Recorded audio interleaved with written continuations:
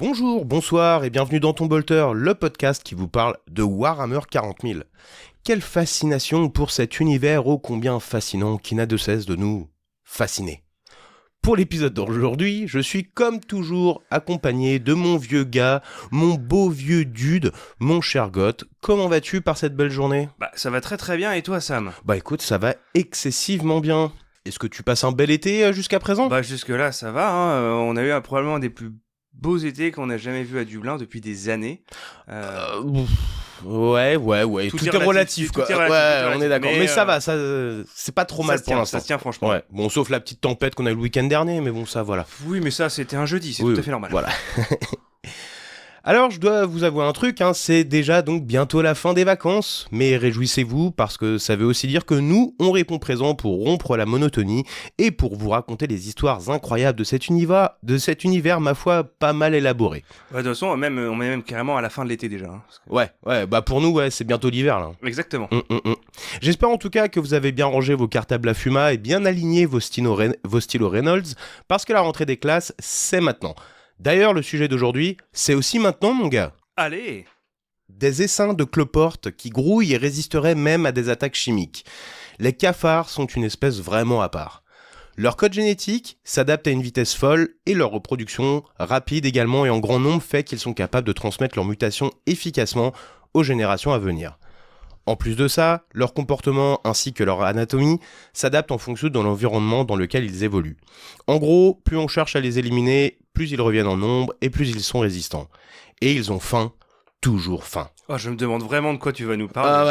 Je dis pas ça parce que c'est moi qui ai fait la vignette de l'épisode. C'est la grosse surprise. Ah ouais, non. Ça... Quoi qu'il en soit, ce postulat de base fout les boules. Et évidemment, ça ne vous rappelle pas quelque chose. D'ailleurs, wink wink, mon vieux Goth, comme tu sais. Parce que oui, même si les cafards pullulent dans Warhammer 40 000, parce qu'après tout, il n'y a pas de raison qu'ils soient pas là. De toute façon, je suis sûr qu'au 40e millénaire, ils sont toujours là. Ouais, et plus gros.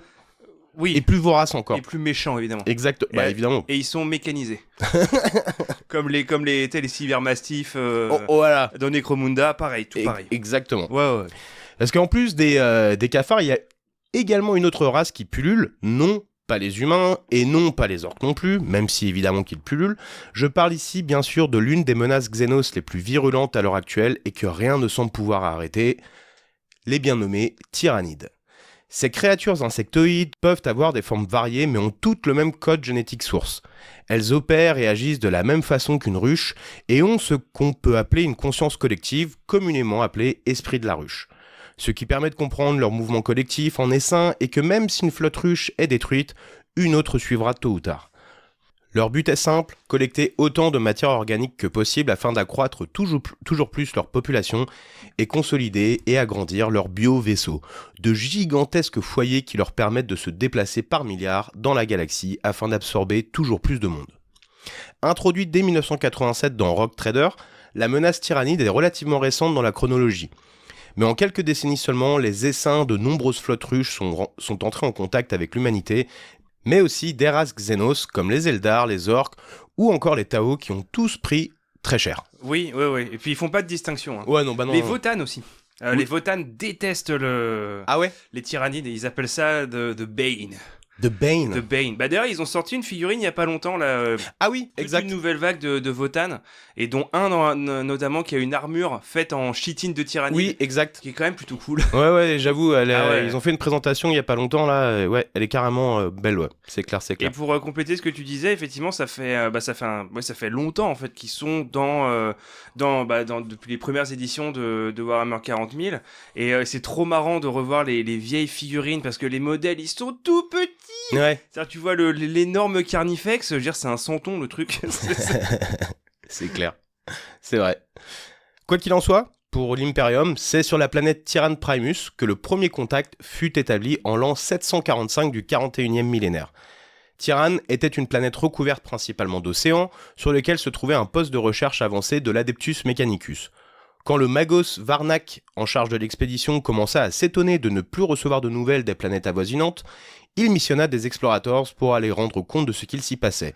Et à leur grand étonnement, ils constatèrent que ces planètes, autrefois verdoyantes, n'étaient plus que des astres morts. Des rapports furent envoyés à l'Adeptus Administratum, mais aussi bien que l'administration française, ces rapports restèrent sans réponse, mais de toute façon, il était déjà trop tard. En effet, la ruche Behemoth, ainsi nommée par l'Imperium et la première affrontée, ne tarda pas à envahir Tyrann. Quand bien même, la base était fournie en régiments de gardes impériaux, était équipée de canons de défense et disposait de vaisseaux de combat Thunderbolts et de frégates de combat, et même s'ils opposèrent une défense honorable face aux grands carnassiers, les tyrannides ne firent qu'une bouchée de leur proie. C'était l'apéro pour eux, et en effet, car cet événement marquera le début de la première guerre tyrannique et des années à venir de galère. Et c'est un euphémisme. Ouais, bah en plus ils avaient l'effet de surprise, parce que personne les avait jamais vus avant. Bah ouais, c'est ça. Et ce qui les rend vraiment effrayants, à mon avis, c'est le fait qu'ils n'ont pas de but autre que celui de consommer et de se reproduire. Il n'y a pas de plan machiavélique, il n'y a pas d'idéologie, il n'y a pas de projet autre que celui d'aller là où il y a de la vie afin de la transformer en biomasse et la convertir en de nouveaux tyrannides. Mais ce n'est pas tout. Ce qui les rend d'autant plus redoutables est leur capacité à assimiler la biomasse venant de n'importe quelle autre espèce, ce qui fait qu'ils évoluent constamment afin de s'adapter à leur environnement ou en cas de résistance de leur proie, de muter afin de répliquer de façon au moins équivalente aux attaques ennemies.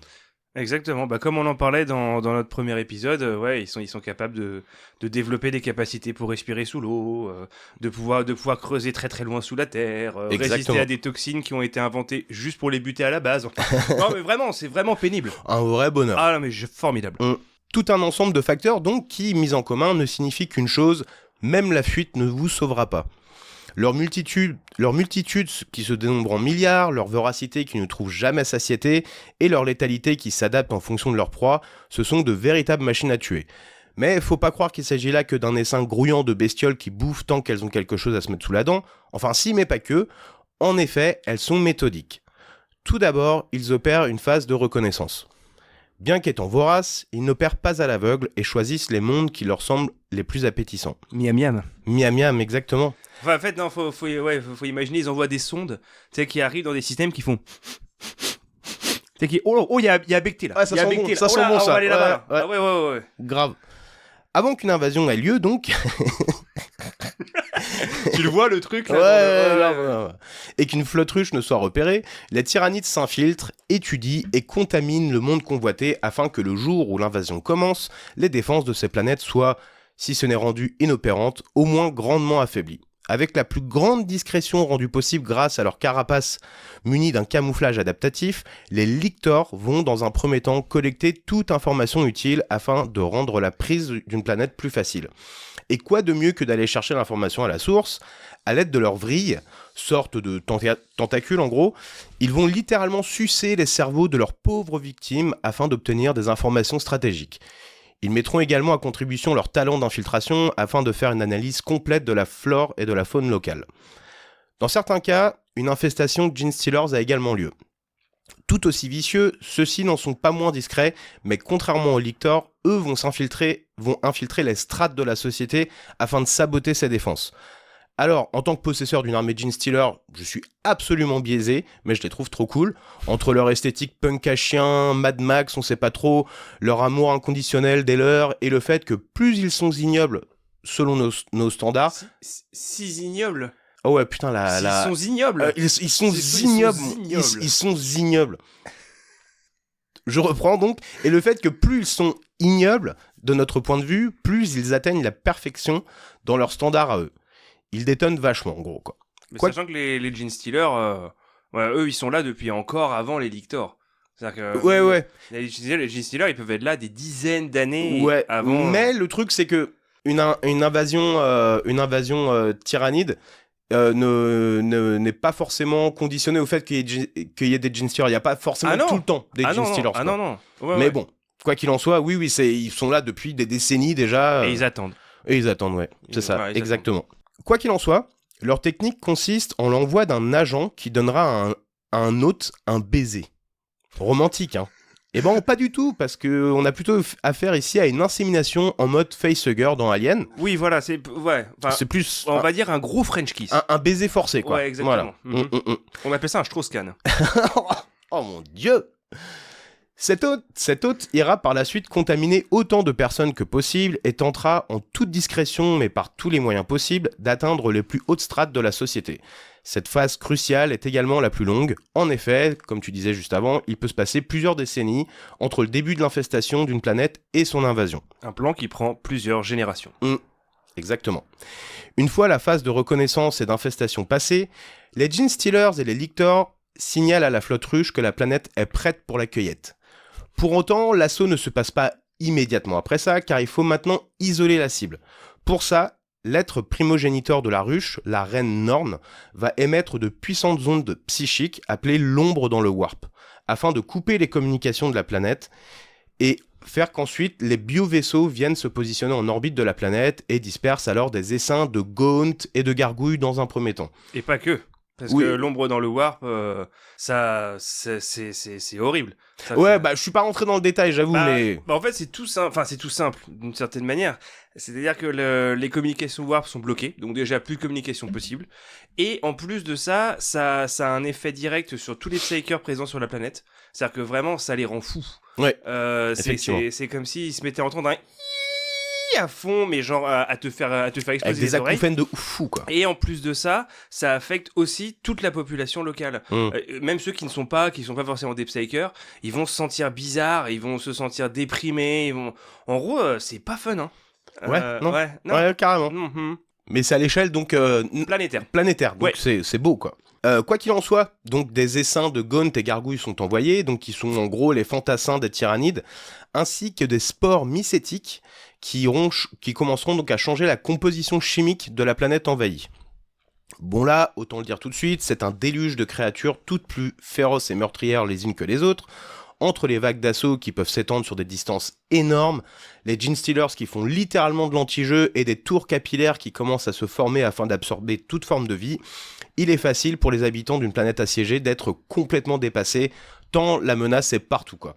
Du ciel, devant, derrière, en dessous, sous terre, donc ils sont débordés. En plus, sachant même que il est fort possible que si t'es un humain, tu vois, sur une planète qui est attaquée par les tyrannides, il y a fort à penser même que tu seras probablement mort avant même que les Thermagant et les Ormagant arrivent. Parce que déjà, ils vont faire en sorte de modifier, comme tu disais, l'atmosphère pour la rendre toxique, de réduire l'oxygène présent dans l'air. Donc, de toute façon, et c'est pour ça souvent que les derniers carrés d'humains qui tiennent contre une invasion de tyrannie, ils sont souvent au niveau, ils montent. Ils montent au sommet des montagnes, etc. Ou même si l'air est plus rare, il est quand même moins vicié. D'accord. Okay. Ou alors sous terre. Mais en gros, rester à la surface, mauvais plan. Merci pour cette petite précision, ça nous permettra d'anticiper le jour où on subira une attaque tyrannique. Exactement, on ira au Mont Blanc. Allez. Au Mont Blanc, ouais, ok, d'accord. Bon, c'est pas la porte à côté. C'est proche, hein. C'est sûr. Un assaut tyrannide met une population à contribution dans sa totalité. La fuite n'est pas possible et les renforts, s'ils arrivent, ne seront souvent là que bien trop tard et pourront alors seulement témoigner d'une planète, si elle était luxuriante autrefois, qui sera réduite à l'état de monde mort, en gros. Donc un caillou qui flotte. Voilà. Dernière étape d'une invasion tyrannide, l'absorption de toute vie.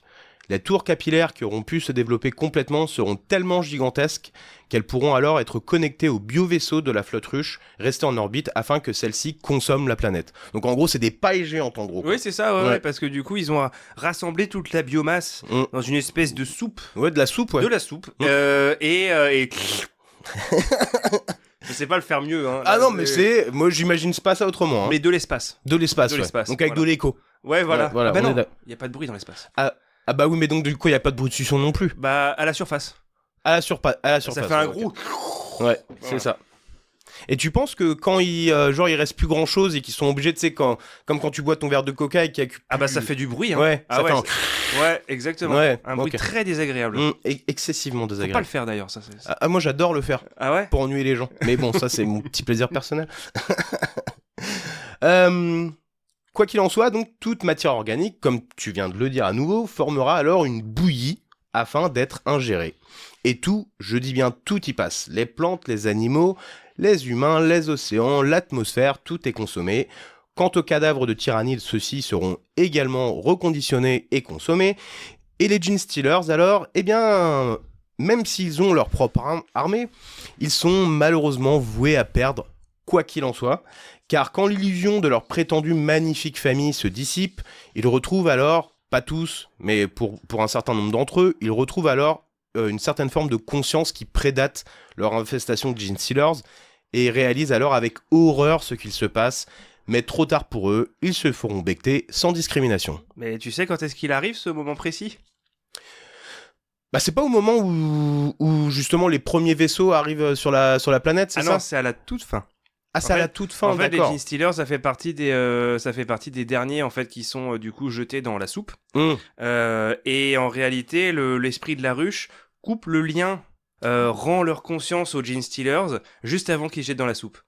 Ok. Ouais, c'est une petite crotte de nez quand même là. Bah c'est pas très. C'est un Est-ce peu que ingrat, c'est vraiment nécessaire ? Là, on est vraiment dans le cas de la cruauté. Bah, bon, en même temps, c'est des tyrannides et puis bon, est-ce que les tyrannides ont un concept de cruauté à proprement parler ? Bah logiquement non, parce qu'ils sont mus par un instinct. Bah ouais. Enfin après, l'esprit de la ruche, personne n'a jamais communiqué avec, donc on ne sait pas. C'est vrai. Ça se trouve, l'esprit de la ruche est de droite. Hein.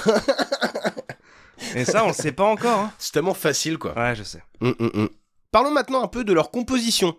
Parce que ok, ces bébêtes ont la dalle, mais elles sont organisées, ces petites futées.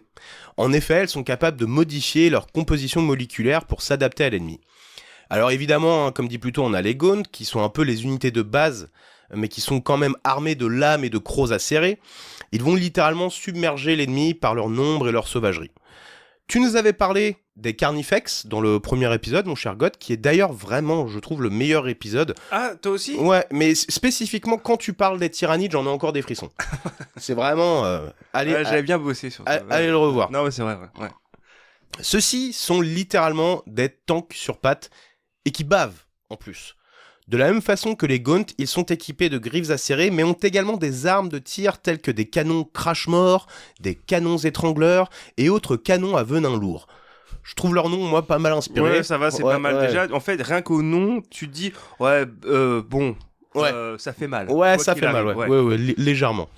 Il y a évidemment de nombreux types différents, mais on peut citer par exemple les gargouilles, qui sont des genres de Gaunt, mais qui volent avec des flingues. Il y a l'exocrine, énorme bébête cuirassée pourvue d'un canon sur son dos, modestement appelé le canon bioplasmique. Et l'une des espèces les plus redoutées, tant par sa taille démesurée que par sa capacité à réduire des régiments ennemis en bouillie, sont les hiérophantes. Littéralement des biotitans qui furent développés dans un premier temps pour faire face aux orques afin de rivaliser avec les gargantes. Ils se déplacent rapidement sur le champ de bataille et peuvent facilement éventrer des tanks avec leurs immenses griffes et dissoudre l'infanterie en une sorte de biomasse en leur vomissant dessus. Ah oui, non, mais et puis ils sont vraiment très très très très grands. Ouais. Comment tu dis, un hiérophante ? Ouais, c'est les hiérophantes. Ouais, les hiérophantes, parce que moi j'ai vu ça dans, comme beaucoup de monde, je pense, dans Space Marine 2. T'as une mission secondaire où tu dois détruire un hiérophante et t'as vraiment pas envie qu'il se rapproche. Hein. Ouais. Et littéralement, il est vraiment très grand. On parle d'un truc même, je me demande s'il peut pas même avaler un Lehman Russ. D'accord, ok. Oui, c'est vraiment des gros... Bah de toute façon, c'est pas appelé un biotitan pour rien, quoi. Exactement. Donc voilà. C'est dans le nom. Quoi qu'il en soit, moi je trouve que l'idée que leurs armes de projection, c'est souvent des envois de fluide, ou de vomi, ou de venin, je trouve ça assez dégueulasse. Imagine si on faisait pareil. T'imagines à quoi ressemblerait la guerre. Bah n'empêche que les bagarres de gens bourrés dans les bars seraient quand même vachement plus drôles, parce qu'imagine si au lieu de se foutre des pains dans la tronche, genre... Ce serait quand même vachement plus fandard. Ouais, mais bon, ça voudrait dire que je pense que tous les bars ressembleraient au métro de Paris. Il y aurait du carrelage partout. Oh là là, ce serait l'enfer. Et puis là, l'odeur, quoi. Ouais, recentrons, pardon. Oui, pardon. Ouais. Il en existe bien évidemment bien d'autres, des types de tyrannides, mais je vous avoue, j'ai un peu la flemme de les citer tous. Et puis à ce rythme, j'aurais franchement l'impression de refaire le générique de Pokémon. C'est le Pokérap, là. Mais là, c'est pas des noms tout Mais là, c'est pas des noms tout mimi mignons, c'est des noms qui te donnent littéralement envie de crever, quoi. Quoi qu'il en soit, la menace tyrannide est omniprésente et rien ne semble pouvoir l'arrêter. Je n'ai mentionné que la flotte ruche Behemoth à ce stade, mais il en existe bien d'autres. Kraken, Léviathan, ainsi que leurs ramifications comme Jormungandr. Je crois que c'est Jormungand. Oui. Ok, voilà. Oui. Chronos ou encore Colossus, et il y en a encore d'autres, hein, c'est juste quelques noms cités comme ça, que des noms qui te font bien comprendre qu'on n'est pas là pour enfiler des perles, et même si jusqu'à présent les assauts de tyrannides ont pour la plupart été repoussés, ils reviennent tout le temps et toujours en plus grand nombre, donc voilà, c'est un peu les boules quoi. Le temps passe, nous sommes déjà rendus à la 4e guerre tyrannique et rien ne semble vraiment efficace pour endiguer la menace, mais un espoir demeure pour les planètes laissées mortes dans le sillage des tyrannides. En effet, cet espoir, c'est Belisarius Cawl lui-même qui le porte. Oh là là, un mec du Mechanicus, ça personne l'avait vu venir. J'y suis pour rien. Oui, non mais ok. Oui, vas-y. Car bien qu'il soit détesté par nombre de ses alliés, il n'y a qu'à voir ce que les Primarus pensent de lui, le génial savant, mais un peu fumé, faut bien le reconnaître, de l'Adeptus Mechanicus, a le projet complètement fou de faire revivre les planètes détruites par les tyrannides en les terraformant. Oh bah dis. Eh bah tiens, allez. Bah voilà, la bagatelle.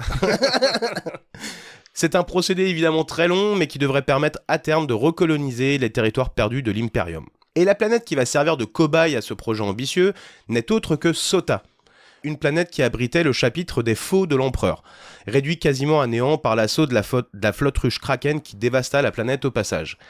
Évidemment, ceux qui connaissent Belisarius Cawl savent très bien qu'il ne fait rien gratuitement, mais il n'a que les meilleurs intérêts pour l'humanité en tête. Et comme par hasard, il s'avère que c'est sur cette planète que se trouve le Pharos. Pour rappel, c'est une structure Xenos qui permet notamment à Guilliman de lancer un appel à toutes les forces loyalistes pour l'aider à rebâtir le renouveau de l'Empire, l'Imperium Secundus, suite à la tempête de la ruine causée par ce fiefé gredin d'Erebus. D'ailleurs, merci de m'avoir permis de m'avoir confirmé l'info. Ouais, non, et d'ailleurs même le livre Pharos qui fait partie de la collection de l'hérésie d'Horus, moi je le conseille. Il y a des très très bonnes interactions, notamment entre Pollux, un sergent impérial. Oui, il s'appelle le manège enchanté, tout ça. Non, mais non, c'est pas un petit chien. C'est un sergent Imperial Fist et il y a une énorme bromance avec Barabbas d'Antioche des Iron Warriors. Et beaucoup de bagarres avec des personnages Night Lords très intéressants parce que les Night Lords sont vraiment très rigolos, à leur manière. Et surtout, je pense que tu vas y venir. Du coup, la raison pour laquelle c'est cette planète en particulier, parce qu'il y a quand même un lien avec les tyrannides. Exactement. Mais quoi qu'il en soit, pour l'instant, moi, il est trop tôt pour le dire parce que de l'hérésie d'Horus, j'ai lu que le premier bouquin, j'ai juste commencé à peine le deuxième. Donc bon, voilà. Mais on en reparle en 2032. J'ai hâte de... On en reparle en 2032, voilà, ouais, exactement. Donc, ce Pharos et Guilliman, donc, il y a une supposition qui est faite, même si c'est pas complètement avéré, mais bon, les suppositions tendent vraiment vers ce sens-là. C'est que on suppose qu'à force que Guilliman tripote un peu trop fort son gros Pharos... J'aurais pas dit mieux. Oui, il donna ainsi la direction à suivre aux flottes ruches tyrannides pour venir becter de l'humain. Pour faire très simple, non, c'est vraiment à la fin du livre Le Pharos, il y a vraiment un épilogue où, du fait, c'est ça, comme le Pharos a pas arrêté d'envoyer ils ont pas vraiment même défini ce qu'était réellement le Pharos, mais c'est une sorte de balise et qui envoyait comme ça des informations psychiques, mais même au-delà de la frontière de la galaxie, si bien que ça a attiré quelque chose de très affamé. Je vois pas qu'est-ce que ça peut être d'autre que les tyrannides. C'est comme ça que c'est écrit directement dans le livre. Donc, ok. Voilà. Étant donné que la fin les définit pas mal quand même, la fin FAIM, j'entends bien. Exactement. Puis c'est de toute façon, c'est vérifiable, c'est écrit dans le livre et donc c'est canon. Voilà. Voilà, c'est tout. Voilà. Comme ça, voilà. Pour en revenir juste rapidement à Belisarius, il veut notamment mettre la main sur le Pharos dans l'espoir de l'utiliser pour refermer la grande faille qui scinde l'Imperium en deux à l'heure actuelle, et aussi tenter peut-être de mettre la main sur le fragment de Cthane qui serait contenu en son sein, au sein du Pharos. Je sais pas si c'est une bonne idée, mais... bon, tu sais, Belisarius Cawl, il a pas que des bonnes idées. Ouais, c'est pas faux, ouais. Un peu touche à tout, le gars. Ah, touche à tout, ouais. C'est un bricolos, le gars. Cette histoire, quoi qu'il en soit, donc, est racontée dans le grand œuvre, si vous voulez en savoir plus. En tout cas, on y lit une description assez précise de la désolation causée par les tyrannides. Il n'y a littéralement plus rien sur Sota, il n'y a même plus d'oxygène. Pour pouvoir se balader quand ils font un campement, ils sont obligés de créer une bulle d'oxygène générée par Belisarius, encore une fois. Et le livre est pas mal, ça va. C'est pas de la grande littérature, mais c'est pas mal, c'est intéressant. En termes d'information, c'est intéressant. Et Si, la personnalité de Belisarius qui est quand même vachement bien décrit. Et Oui, c'est le truc le plus intéressant du bouquin. Ah ouais, en fait, c'est quand lui prend la parole, en fait. Voilà, que c'est cool. c'est ça, ouais, j'imagine bien. Ouais. Quoi qu'il en soit, donc Sota, comme bien d'autres planètes, a subi le courroux implacable des tyrannides. À l'heure actuelle, l'humanité de l'Imperium résiste tant bien que mal aux vagues d'assaut, pareil que les Eldar, les Tau, ou même encore les forces du chaos, avec notamment la Death Guard, qui inféodée à Nurgle, qui eut maille à partir avec les tyrannides sur la planète Esp. Mais beaucoup d'autres ont survécu, comme Macragge ou encore les planètes du système de Baal, qui, malgré de lourdes pertes, réussirent malgré tout à repousser les féroces tyrannides. Voilà, comme pour chaque épisode abordé depuis le début de ce podcast, la suite au prochain épisode. En tout cas, les tyrannides sont à n'en pas douter l'un des périls les plus mortels qu'encourt l'impérium de l'humanité. Ils se multiplient, ils ne s'arrêtent jamais, ils ont la dalle, et si tu crois que ta meilleure bombe insecticide les fera disparaître, eh ben tu te gourres mon gars. Ah ouais, par contre, il y a juste quelques unités qui sont vraiment, vraiment folles chez les tyrannides. Bon, t'as parlé des Carnifex.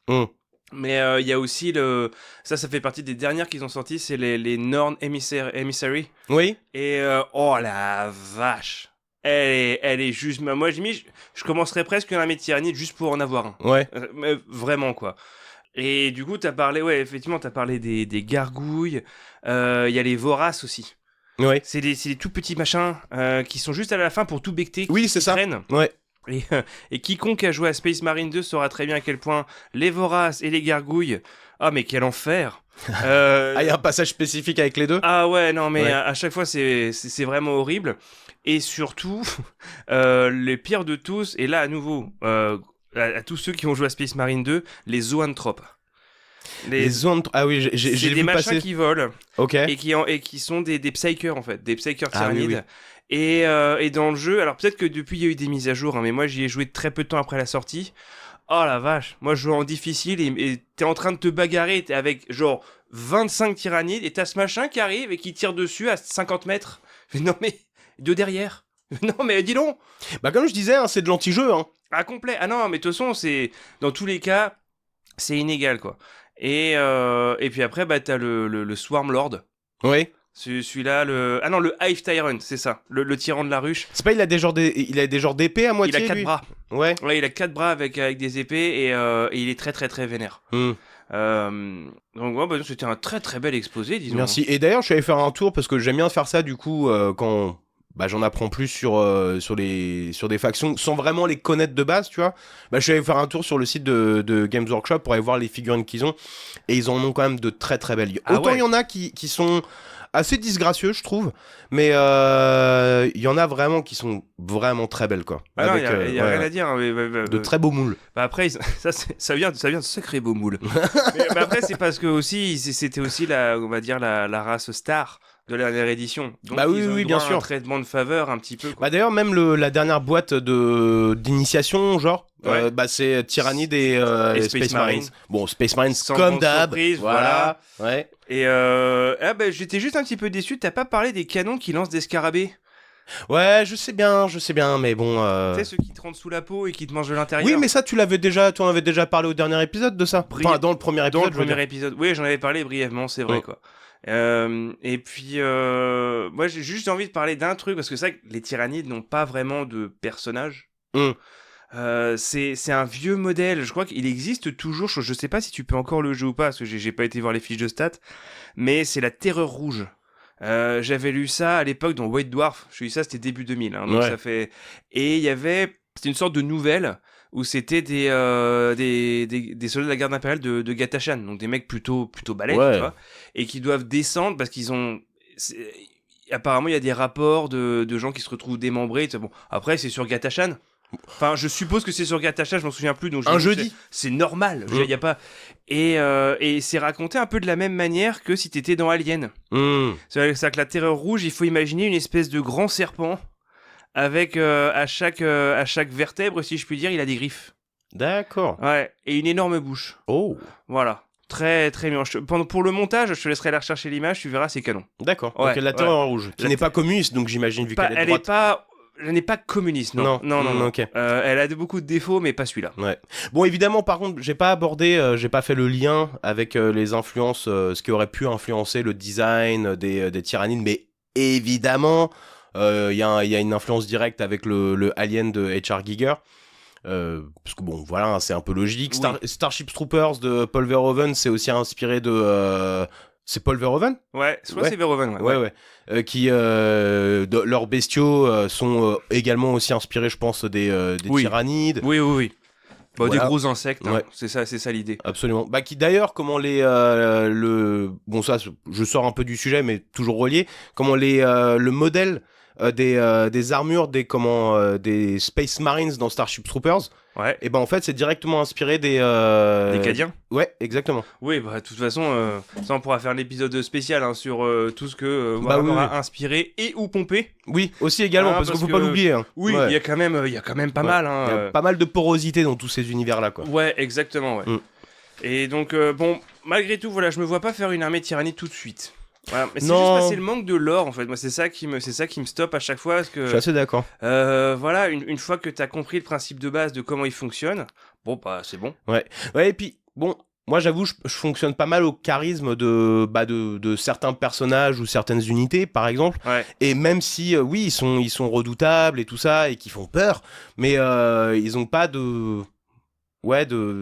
d'identité à proprement parler. Non, mais par contre, c'est là où c'est paradoxal, c'est que j'espère que ça va rester comme ça. Ah oui, par contre, oui. Il faut pour qu'il reste vraiment menaçant, pour qu'il reste comme ça, il faut vraiment pas qu'il y ait possibilité d'interagir avec eux. Il faut pas. Non, faut surtout que leurs intentions ne soient toujours pas claires. Oui. Toujours pas. Oui, c'est clair. Et c'est la fameuse question.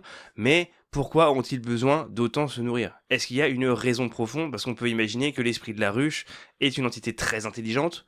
Donc, est-ce qu'ils fuient quelque chose ? Ou alors est-ce qu'ils sont juste très méchants ? Ouais, pourquoi sont-ils aussi méchants ? Ouais. Parce que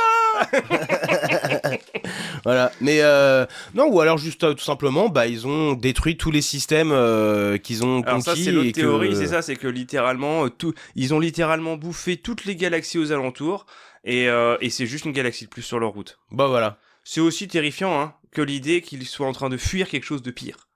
Alors ça, par contre, ce serait un truc de fou quand même. Voilà, ouais. ça y a ça aussi. Hein. Bon bah écoute, on verra bien. On verra bien. Ouais. Hein. Et bien voilà, c'est la fin de cet épisode. Donc si vous avez aimé, lâchez-nous un petit pouce bleu. N'hésitez pas à commenter pour le référencement ou juste pour nous faire part de votre ressenti, ça fait toujours plaisir. Abonnez-vous et puis la cloche quoi. Retrouvez-nous aussi sur Instagram pour être tenu au courant des futurs épisodes via des stories et des reels de qualité. Mais tellement. Ah ouais, et bien sûr, abonnez-vous sur les plateformes de podcast si vous n'aimez pas les images et mettez-nous donc 5 étoiles, c'est important. Sam, est-ce que tu as un mot de la fin ? Soupe. Allez, kenavo les gros bisous tout le monde, ciao ciao.